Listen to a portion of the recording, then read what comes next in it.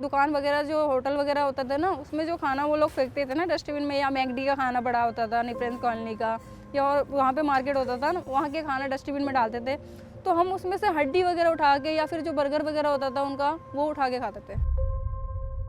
पहले मेरे को मतलब ये सोचती थी कि खाना कहाँ से आएगा, खाना कहाँ से खाऊंगी, लेकिन आज वो सोचना नहीं पड़ता। आज तो मतलब ये है कि खाना बना भी रही हूँ और खा भी रही हूँ।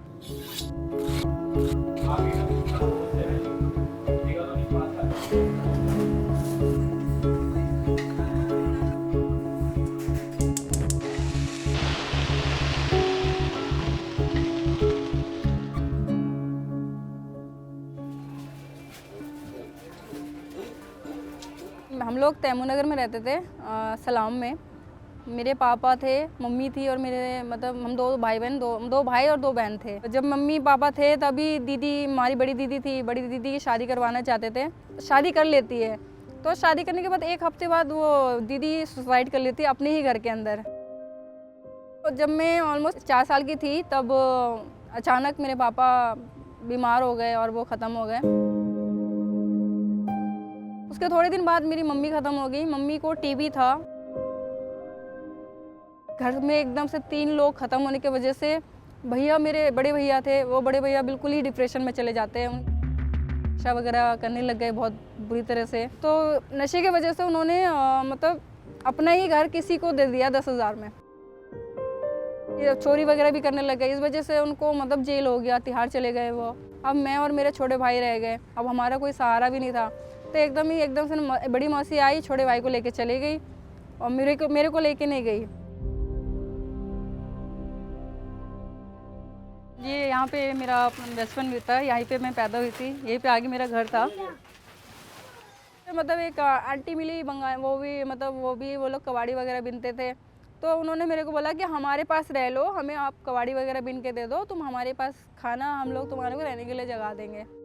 आंटी का एक टारगेट था कि वो सुबह 4 बजे उठा के हमें मतलब निफ्रेंस कॉलोनी भेज देते थे मार्केट में। और उसके बाद हम लोगों मतलब एक बोरा पकड़ा देते थे, एक बहुत बड़ा बोरा होता था कि उसको भर के ही लाना था। अगर हम उसको खाली भी लेकर आते तो हमें मारना पीटना स्टार्ट कर देते थे। इधर से जाना पड़ेगा, थोड़ा सा बारिश की वजह से ना थोड़ा बिगड़ जाता है यहाँ का थोड़ा सा। ये थोड़ा सा भरा हुआ है एक्चुअल में ना, इधर वाला साथ में है, ये घर है, ये भी हमारा ही पार्ट था, ये घर का सारा।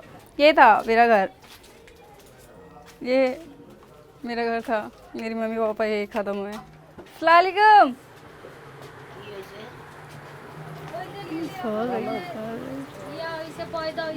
माई ठीक हो? बहुत साल हो गया नहीं आई, लेकिन जब भी यहाँ आती हूँ तो एक थोड़ा सा मन भर जाता है, क्योंकि मम्मी पापा यहाँ थे, बचपन भी था, भाई वगैरह थे, बहन भी थे। तो थोड़ा सा इमोशनल अजीब सा मन भर जाता है, मतलब अजीब मन के अंदर रोना सा आ जाता है।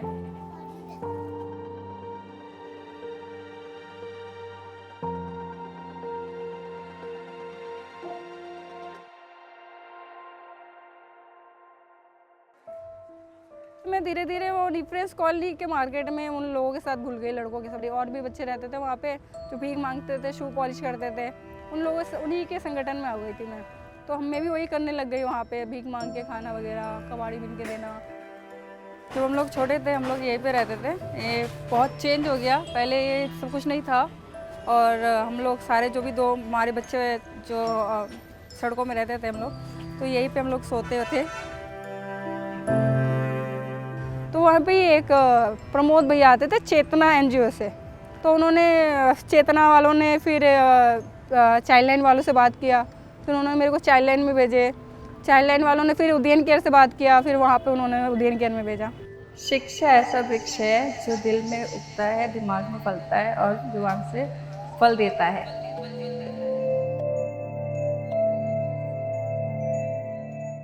उदयन केयर में रह रही थी, मतलब पढ़ाई भी कर रही थी, मैं 8वीं में पहुँचने वाली थी। तो एकदम अचानक एक दिन मेरी मौसी का फ़ोन आता है।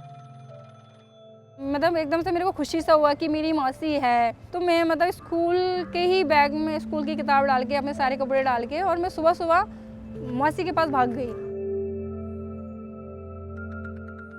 कुछ टाइम बाद मेरी जो मौसी है ना, उन्होंने बोला कि 14 साल की हो गई थी मैं वहाँ पे। तो मेरी मौसी ने मेरे को एक शूज़ की फैक्ट्री में लगा दिया। शूज़ की फैक्ट्री में काम करती, वहाँ 2,000 रुपये देते थे मेरे को।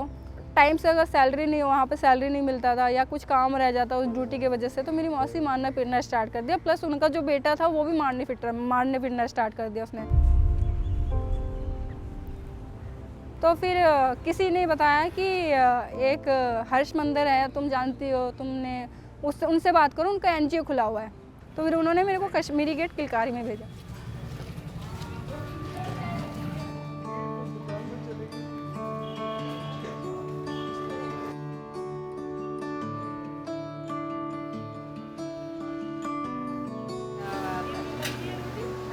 रात को भी सही है। हमारी रेजिडेंट मम्मी के थ्रू है आप? वहाँ पे एक सर आते थे, आनंद कपूर। तो उन्होंने बोला कि इसको, मतलब हम, मेरा ही एक मेरा दोस्त है, उनका ना खुद का रेस्टोरेंट है लोधी रोड में, त्रैस। मैं उनसे बात करती हूँ, आप उसको वहाँ पे एज अ स्टाफ फूड के लिए भेज दो।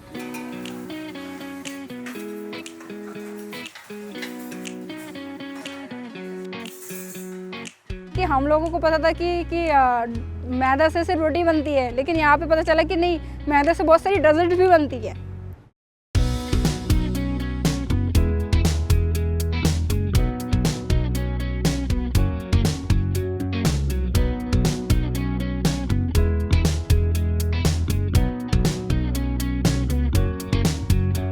वन ऑर्डर, एक मार्गरीटा पिज्जा, एक रिगाटोनी वेज मिक्स सॉस, एक bread basket. Hello guys, welcome to my happy place. कौन सा पिज़्ज़ा लगा रहे हैं नीरू? मार्गरीटा पिज़्ज़ा क्या? रॉकेट लीव तोड़ रहा है।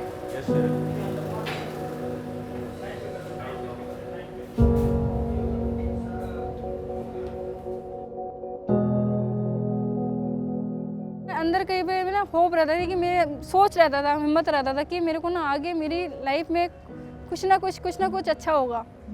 तो मैं उसी को अच्छा सोच सोच के आगे बढ़ती रही।